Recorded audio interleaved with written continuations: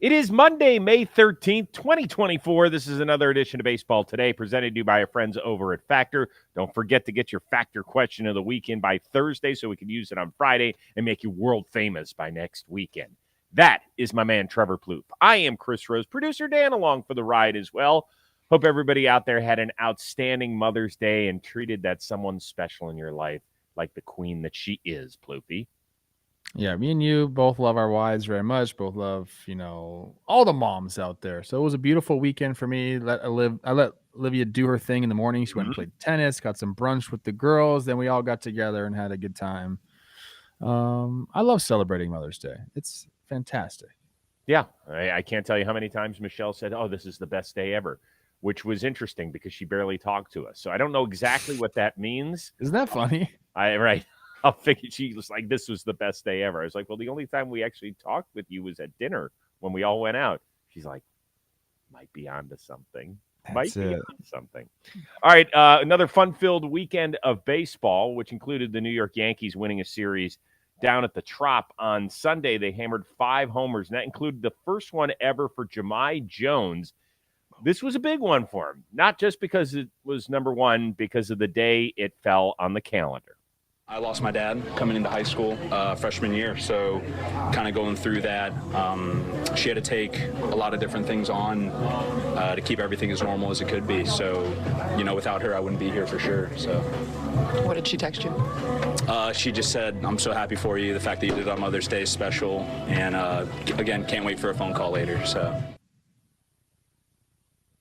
He's not the only one that was singing mom's praises, and I'm sure it's not the only story like that around the bigs, but when you hear him, I think it's important to share. Yeah, 100%. Honestly, it's one of the better promotional days that baseball does because I feel like every single player does have some sort of story with their mom about what she did to help him get there, and how much she means to them. It's inspiring. It really is. Yeah, I love to see all the pink catcher's gear and the pink cleats and the pink gloves and everything else. And it's so important to tell all those stories of perseverance. And even if you didn't have to jump over hurdles to get where you are necessarily, just sharing stories about mom. I love hearing about it. Really, really cool weekend.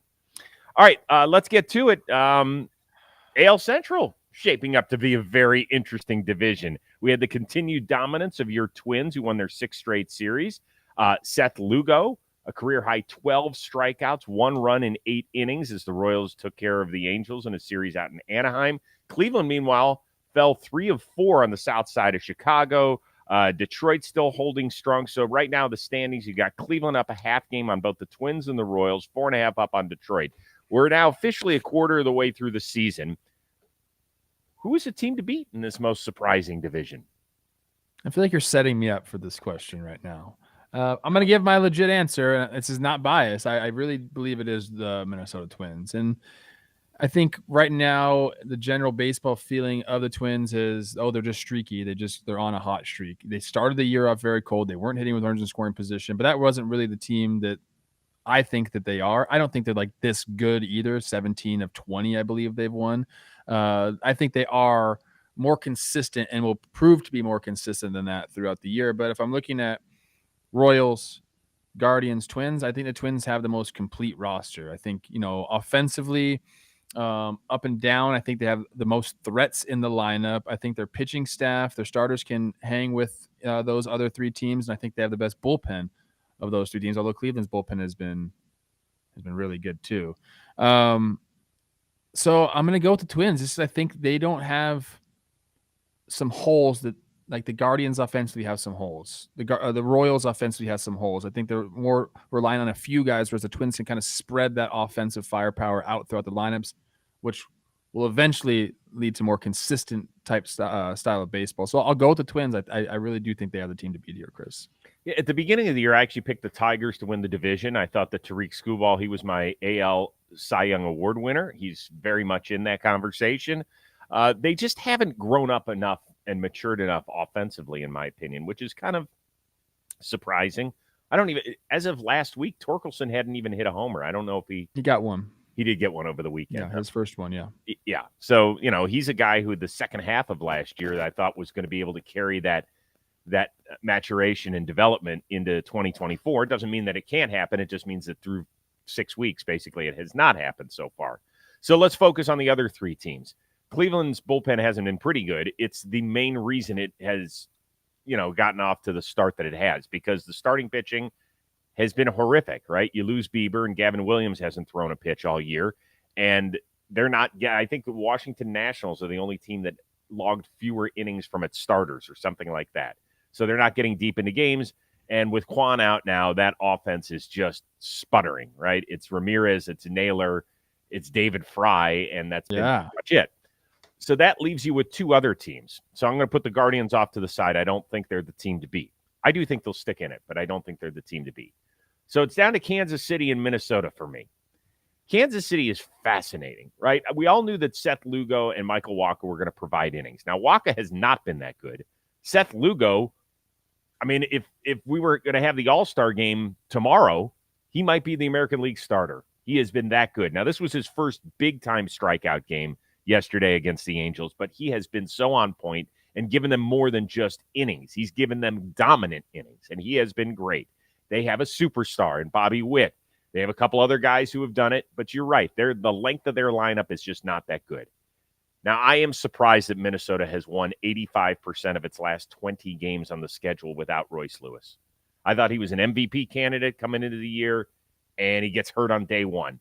So if you had told me that the Twins would be where they are with Royce Lewis, I wouldn't be surprised. Without him, I am shocked. Max Kepler he's in his walk year, isn't he? Yes. By the way, it feels like the last 5 years he's been in his walk year.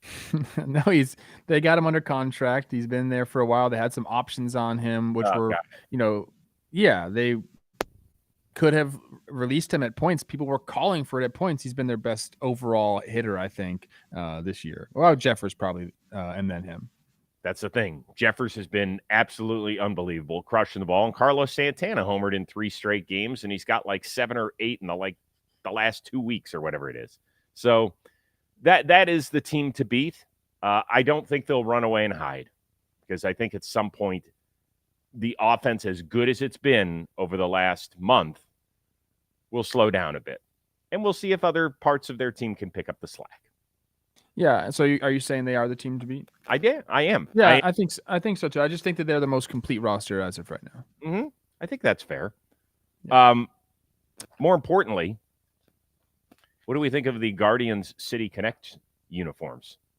Right over my face. Oh, there you go. First glance, I was like, okay, we could have tried something a little bit better, but a little bit more creative. But then when you kind of like zoom in and you see I'm a big texture guy, so I like the look of the feel of the jersey. It almost looks like velvety, or I don't know if it is or not, but that's what it looks like. It's got that feel to it. And then I like the texture of the CLE on there. Mm-hmm. And then I also like the stripes, representing like the 90s teams in the 90s of Cleveland. So I dig it, man. I think these are really good. They're classy. But if you look at like the details, that's what kind of puts it over the top for me. I think if you were to rank all the City Connects, they're pretty high on the list. Yeah. Here's what I'm curious about. What was the goal of the City Connects? Is it to really sell merch? Because if so, I'm not so sure all these City Connect jerseys are doing their job. I don't know what the City Connect thing is. I don't know.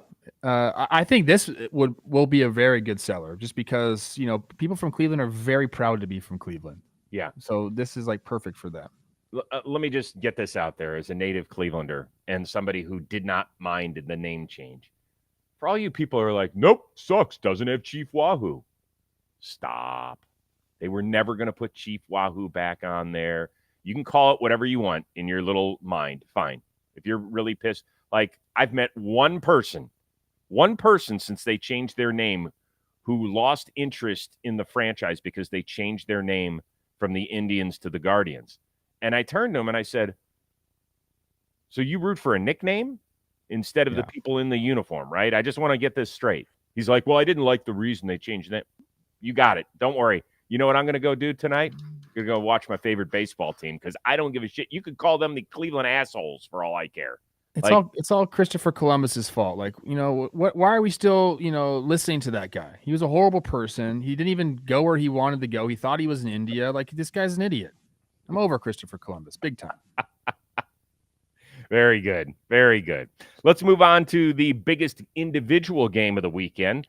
We spent a lot of time on Thursday and Friday talking about what Paul Skenes' debut might look like, and now we know. It was a rain-soaked afternoon. It didn't start out that way. I mean, look at those beautiful skies when he was out there throwing a 101 to Mike Tauchman. Nice job striking out your first major league hitter. I think we were pretty much on point a little bit with what we expected to see. We didn't see any solo shots that he gave up one solo homer, right? To Horner. Yeah. And then he got into that jam in that fifth inning that the Pirates that was one of the weirdest half innings in the history of baseball, and it took 3 hours to complete because of 2 hour and 20-minute rain delay. But overall, what'd you think? My takeaway is largely that he's an ace. I wanted to see it against big league hitters. This Cubs lineup is pretty good. He's going to have to find the commands, but the stuff is ace caliber. The way he can flip that slider up there pretty much at any given point, steal a strike, whether that's in a hitter's count or to start the at bat off, like that's a weapon. Especially when the rest of your pitches are 100 miles an hour. He's throwing like a splinker. 100%. I will say this with 100% sureness. He's a big league ace. Like, he's going to be phenomenal in the big leagues. The command will come. You can tell he has it. You can tell he's going to be able to put the pitches where he wants to put them. And on nights that he does that, look out. Like, this guy's going to throw some no-hitters in the big leagues. Like, I'm sold on him. And not that I wasn't before. I watched the highlights. I saw him pitch in the minor leagues. I wanted to see him do it in the big leagues at the big league level. And he did it. And now, I mean, you can't tell me any different. There's nobody that can come on here and tell me that guy's not like a true big league ace, because he is. So let me ask you this. As a guy who was in the show for nearly a decade, is there such a thing? I think I tweeted out that he had an easy 101. I mean, the ball would come out of his hand and it looked like there was zero effort. Is there such a thing? There is, but it all looks different. I've seen 100 miles an hour that, is straight and you can see it a long time. Then that's not a big deal. The guys that hide the ball and are a little bit more funky and have a little bit more movement on it, that's a little different. I think he's got really, really good arm speed. And I think it does explode onto hitters. I saw Ian Happ look a little hapless, if you will, on a few swings, and that's a very, very good hitter. So I think that 100 plays up. Like, for instance, I think Hunter Green's 100 looks slower than Paul Skenes' 100, if that makes any sense. That's what I guess I was kind of wondering, because it would come out of his hand. I was like, God, what was that, 93? And it was 101. I was like, oh, it must be impossible. We saw Morel. He got to a 3-1 count, and he knew fastball was coming, and he just went right back up the box, laser line drive. Like, people in the big leagues are going to hit those pitches. And it's really going to be about location with him. But like I said, he's got it. Like, he'll be. It would surprise me if that guy didn't throw like a couple no-hitters in his career. His stuff is incredible, and he is appointment viewing, and I think that is great for this sport. I don't think he's being overblown. I love it that he's got a really famous girlfriend. I think that's a fun part of the whole equation. By the way, they blew past the over. They gave her a 3-minute interview during the game. But I thought it was great, too. I thought they did a really nice job with it. I thought it was, what? You didn't like it? I don't know how to feel about it, to be honest with you. Like, I don't really care. Like, interview who you want to interview during the game, but that was a long interview.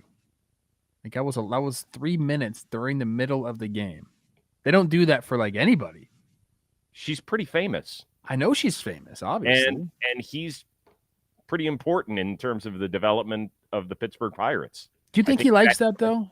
Like, I know I don't think he like doesn't want her to do her thing. I'm sure he's very supportive of her career, and yeah, she is famous. She's a great athlete. I don't know. Well, let's get this straight. She's more famous than he is. Yes, as of now.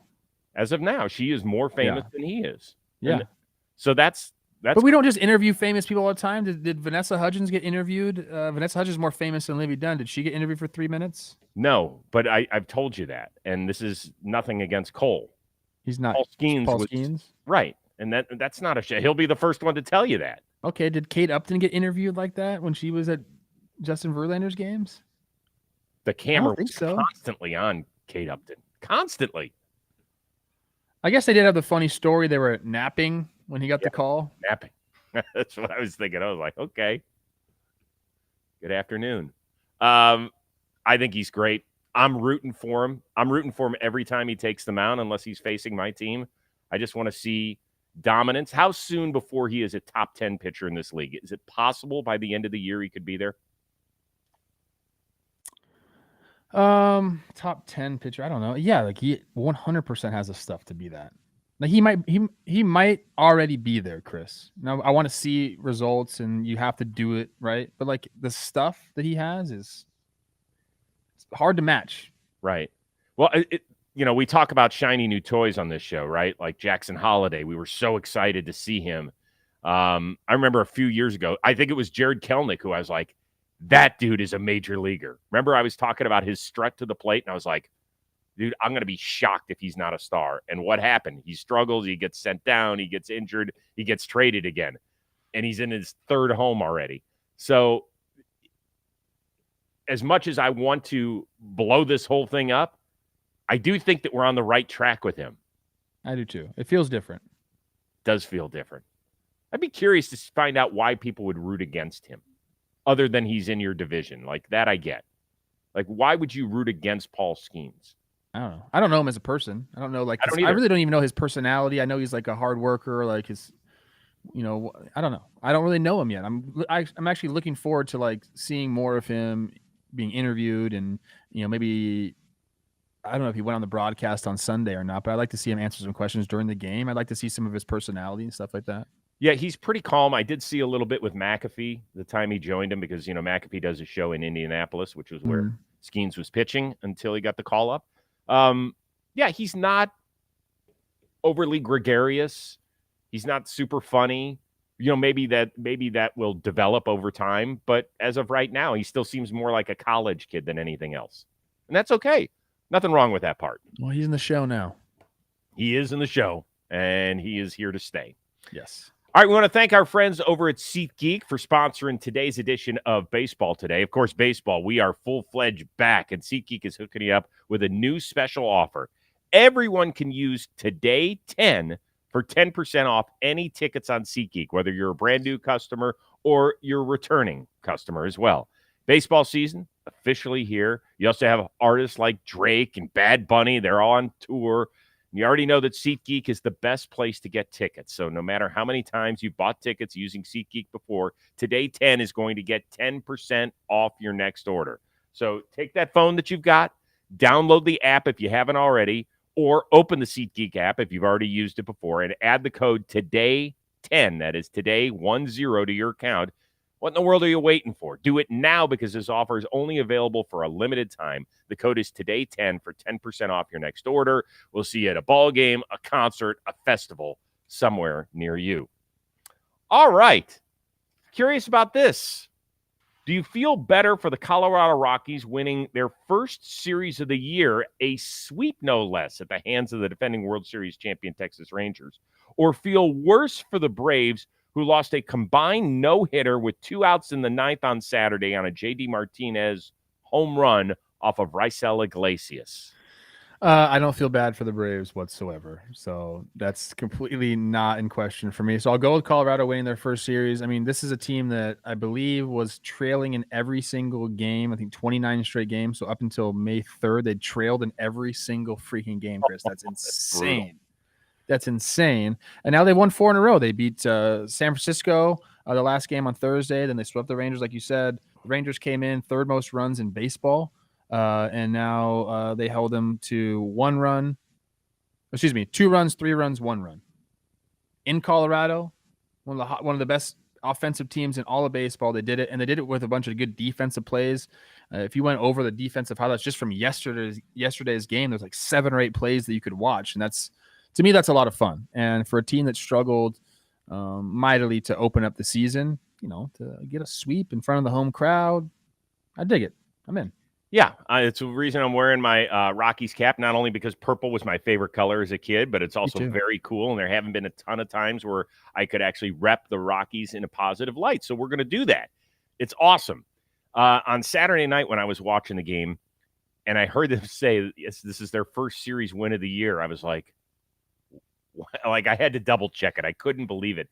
Their last series win came in the middle of September last season. Their last sweep came over a year ago against Yeesh. Milwaukee Brewers. It was their only sweep last year in a season where they won fewer than 60 games. Their only sweep. So this is the high point. I want to give them some love. The only bad thing was that Buddy Black was not there to shake hands on the field on Saturday because he got ejected. And it sucks because do you know Buddy at all? No. I mean, no, not really. Like one of the nicer people you'll meet. Just Do you have an impression of him? He, I don't have a great impression of him, but every time I've seen him, I've got a really interesting connection. My oldest brother, Bob, his best friend in high school is a guy named Gary Weiss, who transferred to San Diego State where Buddy Black was playing baseball, and they became friends. And so I brought that up to him 15 years ago. And so now every time I see him, he goes, Chris Rose, you're from Beechwood, Ohio. I'm like, no, Shaker Heights. I was like, Gary Weiss grew up in Beechwood. It's like, that's right, Beechwood. It's right next to Shaker Heights, Ohio. How you doing, Chris Rose? So every time he would say, there would never be a conversation we would have without him saying, mistakenly calling out my hometown. But I always loved that about him. So I felt bad for him that he didn't get to enjoy that and shake hands with the boys because I know how nice it would have been for him. Yeah, you got an early beer. That's fine. By the way, does it what's your feeling on combined no-hitters? I'm sure we'll get one, but we were 2 outs away. I kind of felt shitty for him, but at the same time, it's like, it's a combined no-hitter. I mean, it's not even a comparison to a singular person throwing a no-hitter. It's not even close. So I don't really have a feel towards it. It's cool. It sucks for the team that gets no hit, but I'm not like, I don't know about all the combined no-hitter graphics. And is there going to be like a leaderboard? Like, so-and-so's thrown so many no-hitters. What team has thrown the most combined no-hitters? Could you even find that somewhere? I don't know. I'm not into it that much. You can find everything. I think it's the Astros who seem to average like one a year. Yeah. Time. To me, it's the equivalent of getting an A+ on a project by yourself or an A+ with a group project. You're like, yeah, it's cool. It's still an A+. But when it's just you, you're like, I did all that shit. The starting pitcher's like, I could have stayed in. Why'd you take me out? I think that's an interesting aspect to it, but yeah, well, Max Fried had thrown too many pitches. Yeah, not this one in particular. Yeah, because we live in a day and age where your arm is actually going to fall off of the rest of your body if you get past 135 pitches. Yeah. It's been scientifically proven that your arm will fall off. If you knew that underhand, 200, how many pitches that girl threw? 208. She threw 208. Yeah. I'd stick around if I knew somebody's arm was actually going to fall off. Yeah, I got an idea. Yeah. Let's throw 75 pitches up top right here. Oh. And then for the last, 40, get down here. A little submarine action. I wonder if you could do that. You mean like Rogers, like Joe Smith? Yeah, exactly. Start off the game like Tyler Glasnow and end it like Joe Smith. Was it hard to face those guys? I didn't have a problem with it, but what's funny is my high school coach, we would always have submarine guys on our team. He would take the guys that weren't good, throwing the ball over the top. He's like, oh, you want to be a pitcher? Well, here you go. Just go submarine. And every single year we had a guy that was like dominant throwing submarine. When I pitched, I would go back and forth on my delivery, up top and down below. And my catcher wouldn't even have to call it. He would just kind of like know that it was going to happen from time to time. And I threw all 3 pitches from down there too, both spots. And it was awesome. I wonder why more people don't do that. Well, Joe Smith, whom I became friendly with, always told me, he said, I didn't choose to do this. Like, I wasn't getting guys out when I was throwing it from up here. So I had to try something else. He said it was survival mode for me, and it ended up working. And he had a really long career and a good career. Like a guy like Marcus Stroman with all the body control that he has and likes to show off on the field, why wouldn't he drop down from time to time? Dude, Nestor Cortez is going to be throwing it between his legs before he retires. Yeah, he's like the one guy. All right, let's move on. Give me one other cool thing you saw this weekend. It could be team, could be an individual moment, could be something you heard. What is it? I like that all the bat tracking data came out, and we're able to publicly see now, who swings the bat the fastest. We have Giancarlo Stanton, which is actually really funny because he swings the bat. He's the only one that his average bat speed is over 80 miles an hour.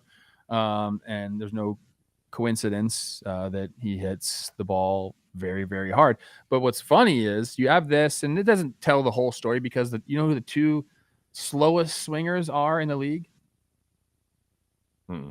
Luis Ariz and Stephen Kwan. Slowest average bat speed, but they put the barrel on the ball, as much as anybody. So like they sacrificed a little bit of this bat speed, a little bit of power, so they could square up the ball. There's a bunch of data that's out there right now if you want to deep dive into it. Squared up rate, that's like where Luis Ariz and Stephen Kwan would shine. That's like, it's each swing has a max attainable exit velocity based on the speed of the swing and the pitch. So it's like it takes your swing and the pitch coming in, and then 80% of that velocity is squared up rate. There's a bunch of stuff to dive into. Go check it out. It's pretty fascinating, and you can tell why guys want to increase their bat speed. Definitely not the end all be all to if you're a good hitter, but a direct correlation to slug and stuff like that. So go check it out. It's all over Baseball Savant. Did Passan put out that article? Was it? I thought I saw. There's a bunch of them. Okay. I'm reading one right now that's on MLB.com, and it's by Petriello. Okay. All right, good. I have to get to that today. I didn't have time last night to get to it because it was Mother's Day. Yes, sorry.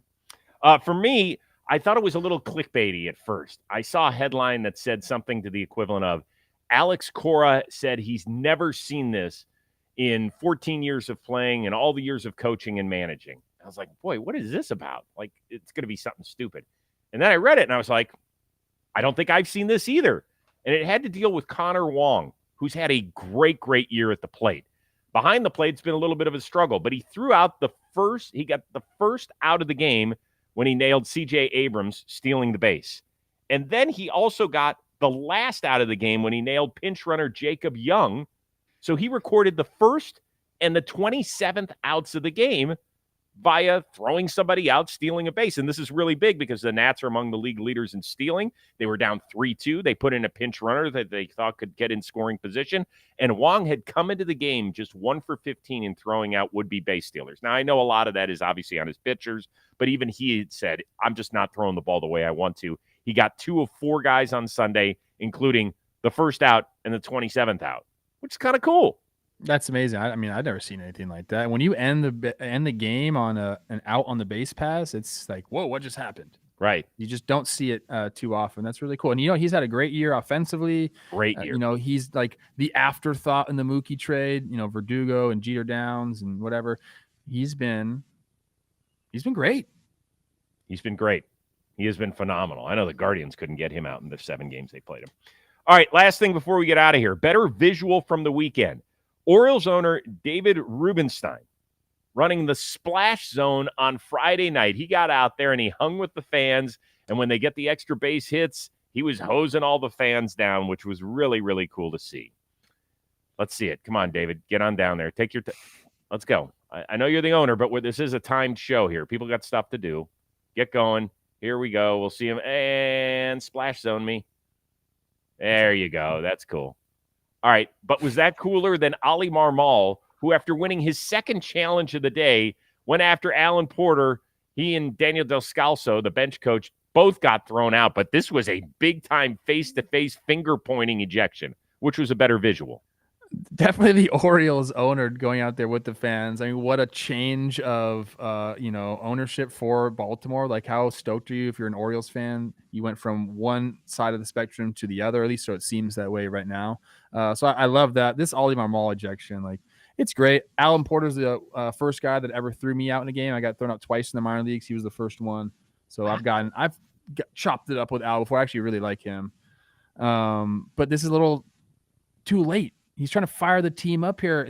You're 16-24. We just did our first ever power rankings on Talking Baseball, and we had the Cardinals at 26th in our power rankings. Too little, too late if you're trying to fire the team up. So I'm definitely going the Orioles owner, getting out there. He did an interview. It was like really funny. He's just like, he's stoked to own the team, man. And why wouldn't you be? Especially like what a situation he came into.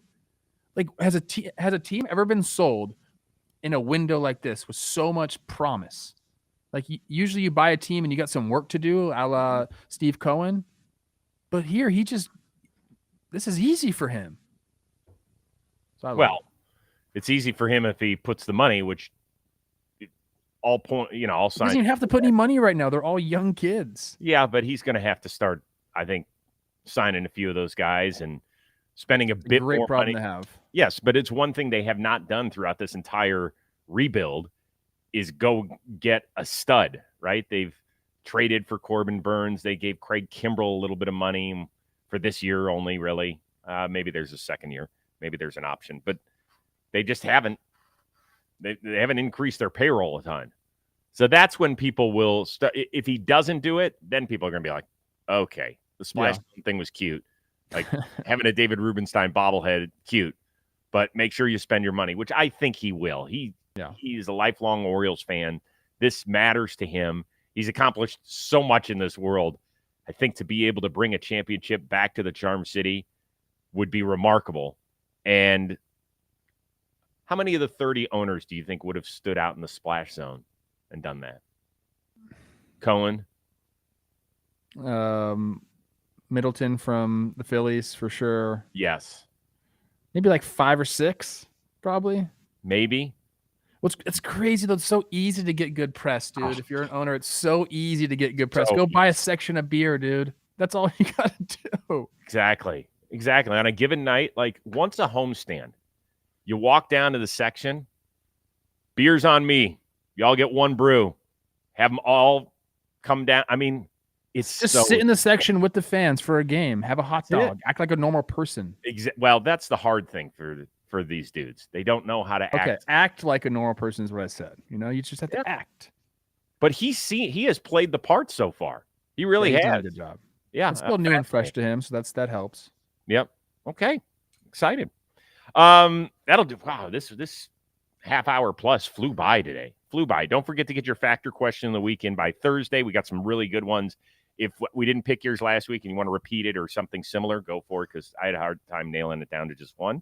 And we are back at it live on Tuesday at 11:30 a.m. Eastern, 8:30 Pacific. If you want to join us live on our John Boy Media Baseball channel on YouTube.